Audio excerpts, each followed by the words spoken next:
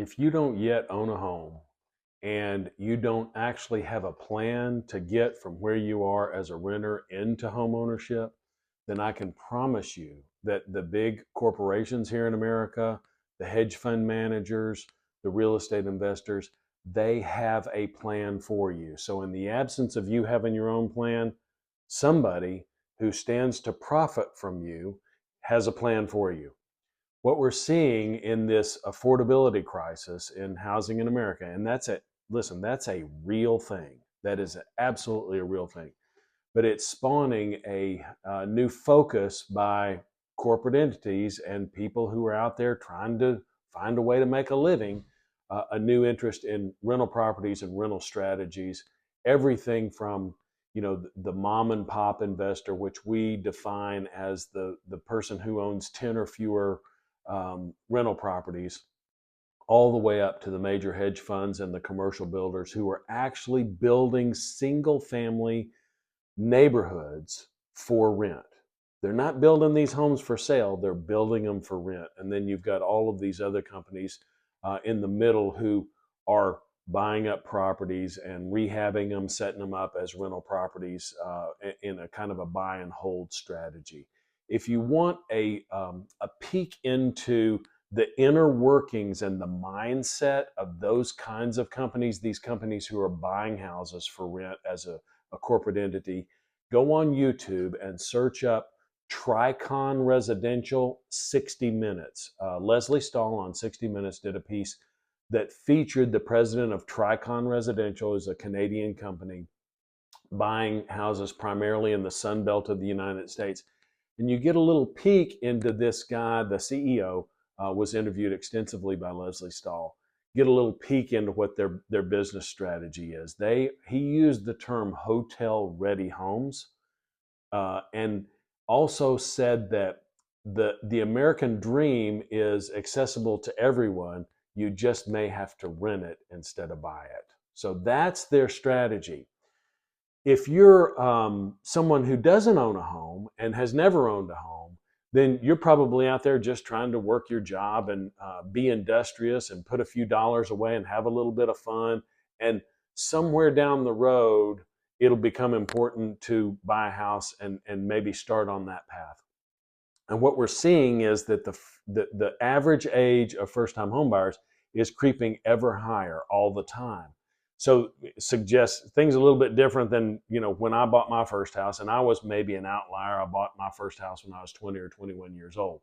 That's a bit unusual, admittedly, but we're seeing that number creep higher and higher. So what that means to me is that people who are getting into the real estate game they're putting themselves in a position where they have fewer and fewer years in order to build substantial equity in their house.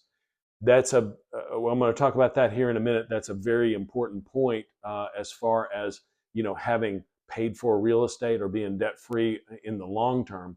But in the short term, it also means that we're probably going to see a decrease in the amount of equity that people hold as a part of their overall wealth.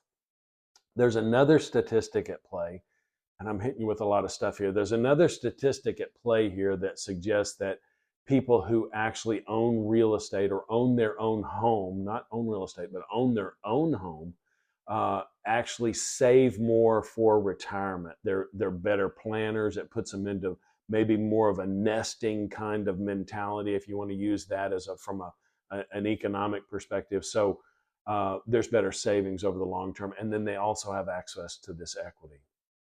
So what we're seeing outside of the big builders who are employing a build to rent strategy for single family homes, the big hedge funds who are buying lots of properties and then rehabbing them and selling them and making that a part of their profit making strategy within the context of their funds.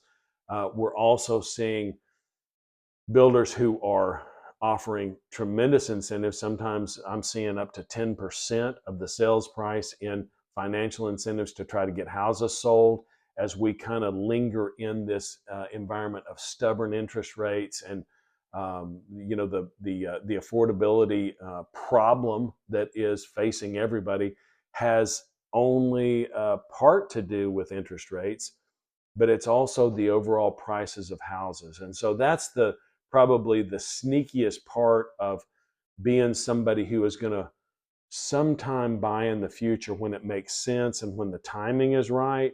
That's just not a strategy at all, because what's happening in the meantime is that real estate prices are going up. They're not coming down. And I don't see a solution for the affordability problem. I think that the gap is widening and will continue to widen, even if we see, a substantial decrease in interest rates from right now with market conditions. I would say a substantial increase back to maybe a normal balance rate might be a point and a half or 1.5% off of where we are now.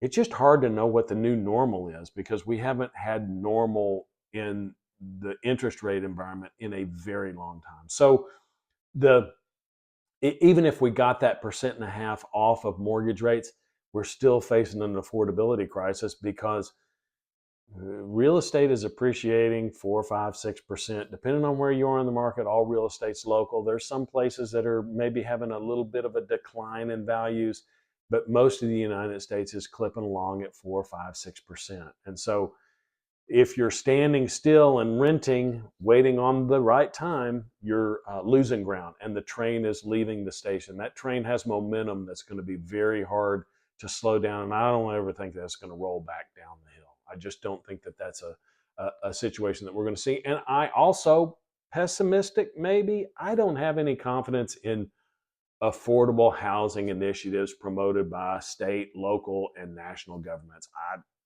Unless the federal government comes in and starts, the quantitative easing thing that brings interest rates down in a very significant way, affordable housing initiatives, bureaucratic stuff, I don't have much faith in it. So the biggest and scariest piece of this to me, outside, I mean, we've already talked about some kind of scary dynamics, but if you're not preparing yourself through the course of your lifetime with regard to savings and regard to building equity in real estate, and maybe even potentially being in a position to pay off your home, over a 20 or 30 year span of time, owning a home and getting into, your retirement years. Let's say that, average retirement age is 65. You need to own a house by 30 or 35 in order to get that particular house paid off. And most people are moving up and they're taking on more debt and moving through that. So, is it realistic to be paid off when you're of retirement age? I think it is, but you have to do that with great intention in order to achieve that.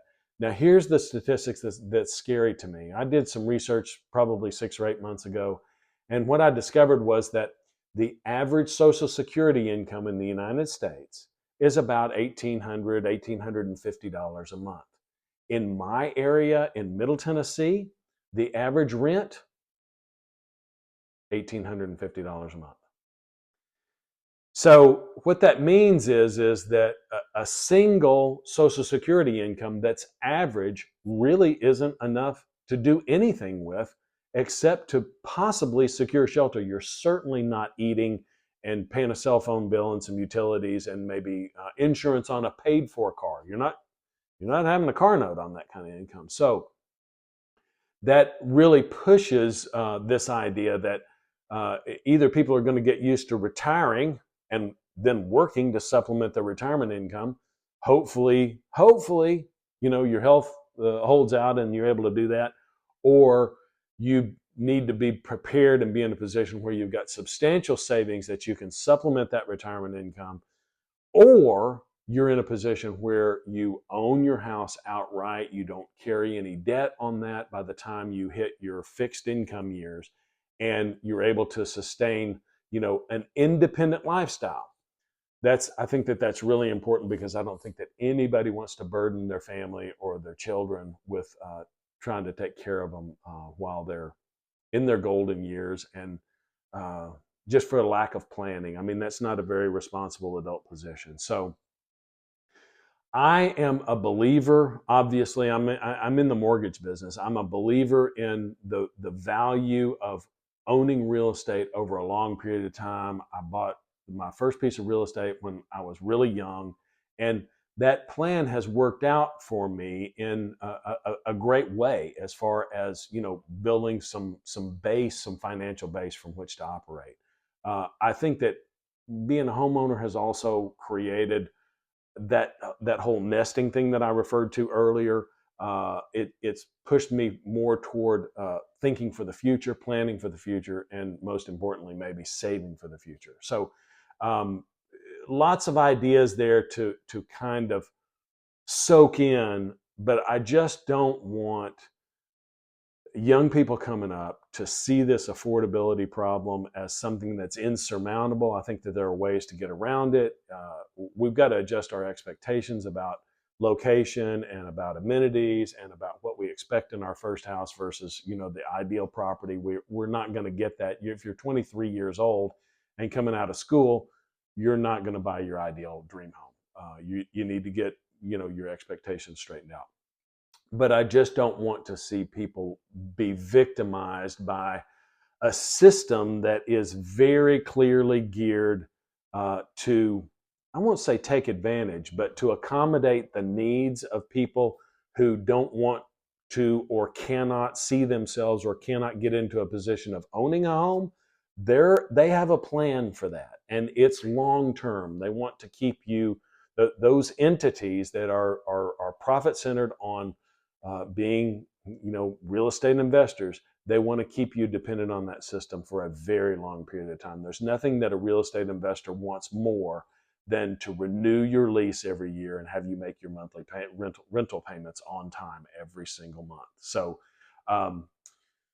caution is a watchword. If you need some help planning, I think that your best strategy is to get in touch with somebody who is experienced. You're not going to get a good financial plan to get yourself into a position to own real estate from, you know, somebody on the internet that is advertising for the lowest rates. You're not going to get that from a call center loan officer. You need to get connected with somebody who's a real pro and has experience with putting together, you know, the expectations, the budget, um, all of the things that need to be considered, credit scores, all of those things together to put you in the right position to become a responsible homeowner without burdening yourself unnecessarily. That's another piece of it, is you don't want to go too hot and heavy, especially on the first one. So hope this is helpful. If you need any help in doing that directly, please reach out to me. All of my contact information is in the video description here. And I say it, one of my favorite sayings: a year from now, you'll wish you started today.